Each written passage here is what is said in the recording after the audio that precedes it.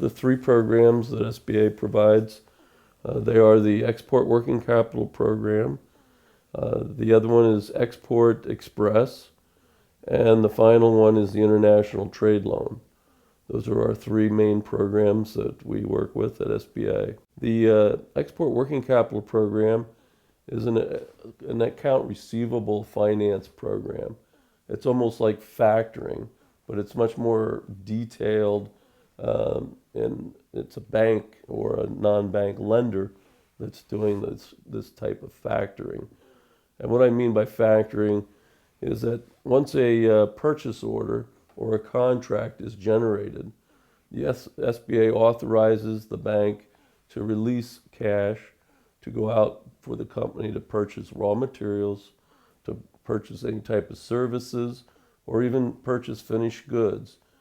And then they can bring that in, they can do a value add, or they could ship directly from the United States to a foreign country. And once that receivable is developed and it comes back into the United States as either in the form of a letter of credit, cash against documents, or just plain cash, it doesn't matter as long as it's a known payment method, then we would draw down that particular receivable and pay off the bank first and foremost, and then any cash that's left over after the advance would then go to the borrower. Export Express is just like our domestic express program.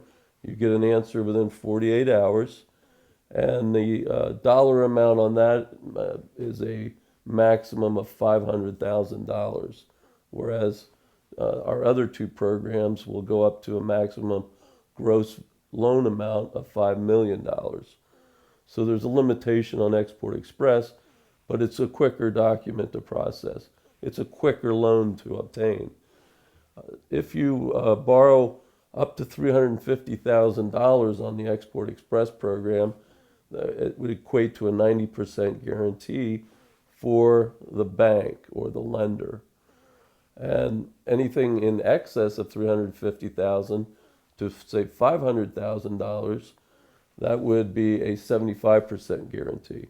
So you would formulate what the guarantee would be based on that. And then finally, our International Trade Loan Program is a fixed asset program that you purchase materials, either capital equipment that you're going to manufacture for the use of exports, or you're going to use it as permanent working capital, where it's not just transaction-specific capital, but it's permanent working capital. An example of that would be a kiln up in northern Pennsylvania that I did.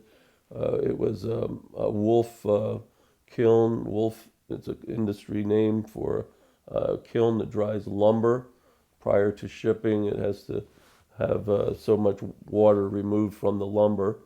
And that particular kiln cost $90,000. And the useful life of that kiln was 15 years.